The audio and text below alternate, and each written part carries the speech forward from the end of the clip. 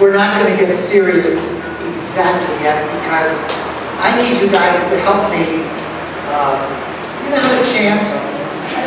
Let me ask those of you who are able, if you're able to stand, you probably be better. Could you stand? Those of you who have food, just hold it in one hand. Repeat after me. Corporations. Corporations. Corporations. Corporations. Are not people. Are not people. Money. Money. Money. Money. Is important. Is important. But it can stifle speech. But it can stifle speech. ALEC. ALEC. ALEC. ALEC. ALEC. ALEC. Is not a charity. Is not a charity. And finally, we are. We are. We are. We are. We are. We are. The leaders. The leaders. We have been waiting for. We have been waiting for.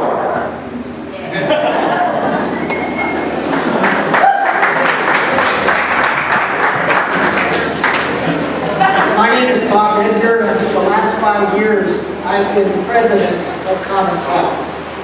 Those of you who are old enough know that Common Cause was formed just 2 years before ALEC was formed. Common Cause was formed by moderate Republicans when there were moderate Republicans around, including many here in Utah. And Common Cause was formed to be the people's lobby. And we worked very hard in the 70s and 80s under the leadership of John Gardner, our founder, and another guy who made me a congressman, a guy by the name of Archibald Cox.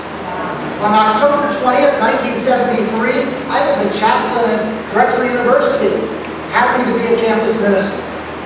But on that day, a Saturday, Richard Nixon, the president, fired Archibald Cox for asking for Watergate tapes. I was appalled. I looked the word Democratic up in the telephone book. And 1 year later, at age 31, I got elected to the United States Congress. And that wasn't the miracle.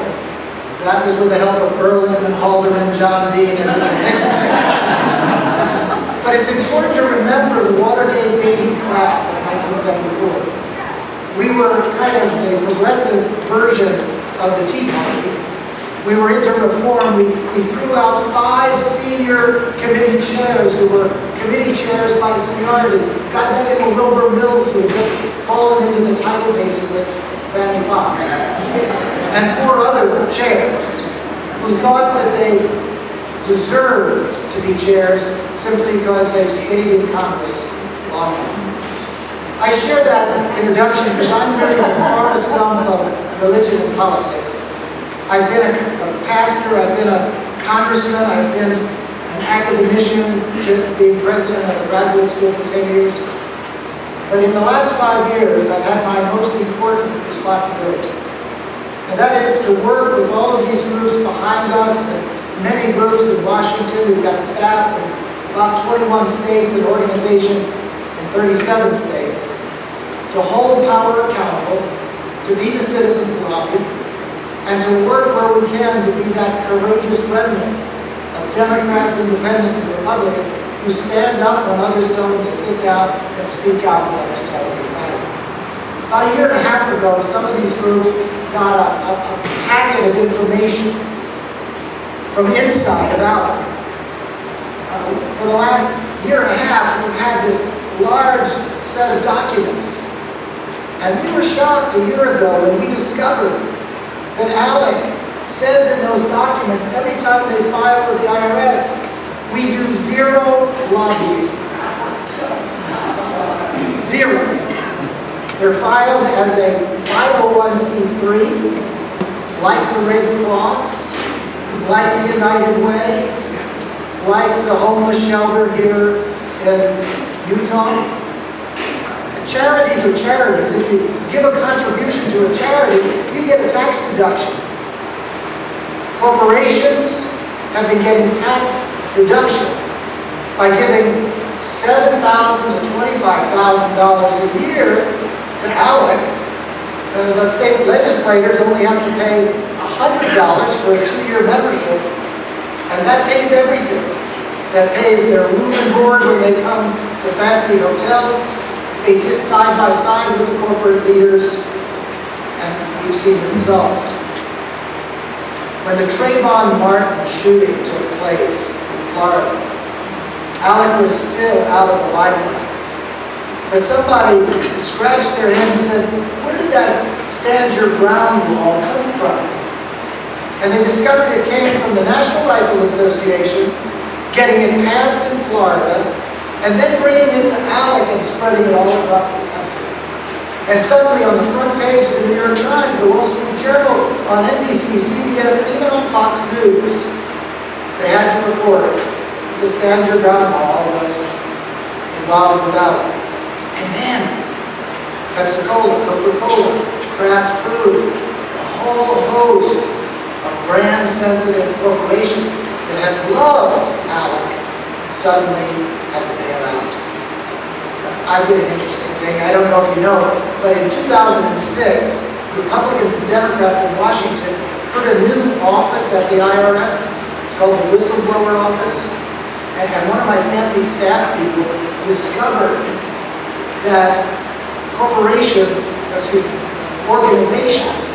like Common Cause can't use this whistleblower office of the IRS. It's only set up for individuals. So Bob and his wife Merle Edgar filed a whistleblower complaint with the IRS, and we found a pro bono law firm in San Francisco who gets 100 requests to use their expertise on fraudulent tax whistleblower complaints. We discovered, after reading the 4,700 documents, that this is one of the strongest cases that they had. They filed it for Bob and Merle Edgar on behalf of the Common Cause and behalf of all of these organizations. Right now, the IRS is investigating ALEC, and when they find ALEC to be in violation of the tax code, corporations and ALEC itself will face millions of dollars of tax fraud, fines, and penalties.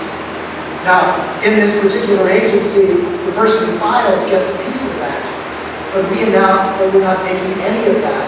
That all belongs to the American public. And we think that conservatives, there are some here in Utah, I think. Conservatives don't like to pay taxes.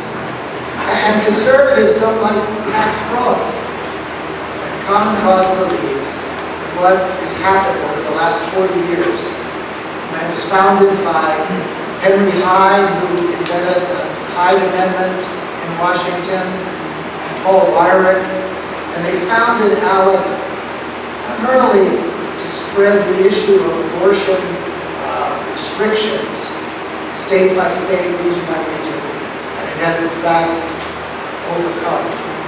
So, I see the book is there. I'm going to sit down, but I want you to do one more little tiny thing. Repeat again. We are. The leaders. We've been waiting for. Let's get it done.